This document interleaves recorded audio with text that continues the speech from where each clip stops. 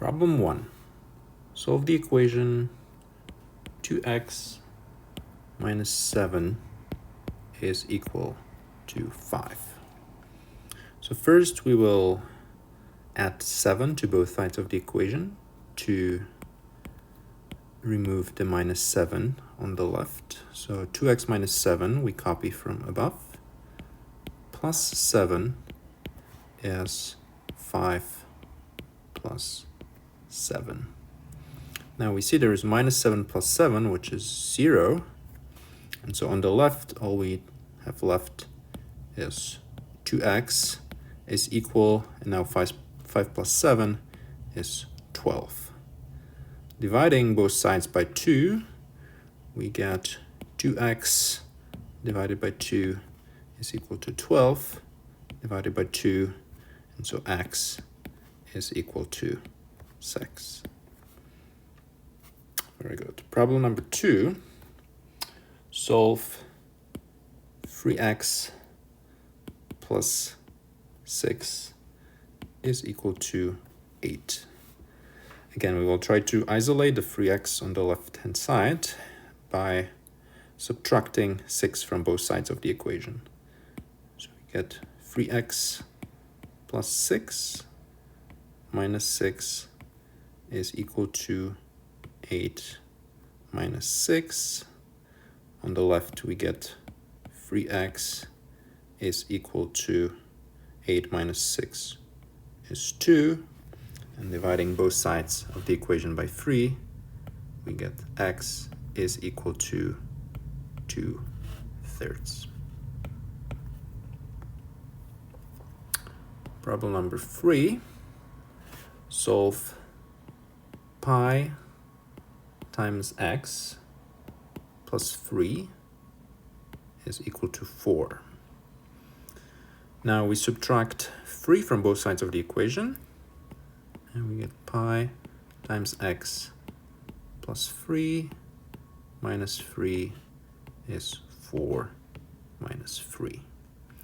On the left, we get pi times x is equal to 1. And dividing both sides of the equation by pi leads to x is equal to 1 over pi. Problem number 4. Solve x over 2 plus 6 is equal to 12. Now we subtract 6 from both sides, and we get x over 2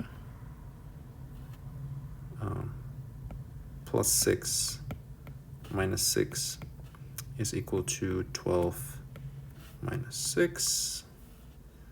Again, we get 0. X over 2 is equal to 12 minus 6 is 6. And multiplying both sides of the equation by 2, x over 2 times 2 is 6 times 2. X is equal to 12. Problem number 5. 5 minus x times square root of 3 is equal to 2. Now we add x times square root of 3 to both sides of the equation.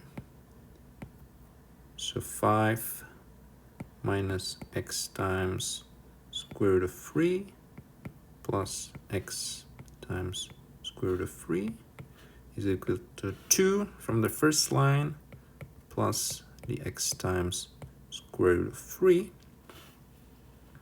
On the left, against these two terms cancel. We get 5 is equal to 2 plus x times square root of 3. Subtracting now 2 from both sides of the equation, 5 minus 2 is 2 plus x square root of 3 minus 2. These two terms cancel, and we get 3 is equal to x times square root of 3. Now dividing both sides of the equation by square root of 3, we get 3 over square root of 3 is x times square root of 3 divided by square root of 3. On the left-hand side, we get essentially 3. Now we can write as square root of 3 times square root of 3. And so we get square root of 3 times square root of 3 divided by square root of 3, and this is equal to x. Switching the two sides, we get x is equal square root of 3 times square root of 3 divided by square root of 3, or x is equal to square root of 3. Final problem, x times square root of 5 minus square root of 5 is equal to 5. Now we add square root of 5 to both sides, and we get x times square root of 5 minus square root of 5 plus square root of 5 is 5 plus square root of 5. These two again cancel, and x times square root of 5 is 5 plus square root of 5. Dividing both sides of the equation by square root of 5, x times square root of 5 divided by square root of 5 is equal to 5 divided by square root of 5 plus square root of 5 over square root of 5. Now on the left hand side, all that's left is just x, and on the right hand side we get square root of 5 plus 1, and that's it.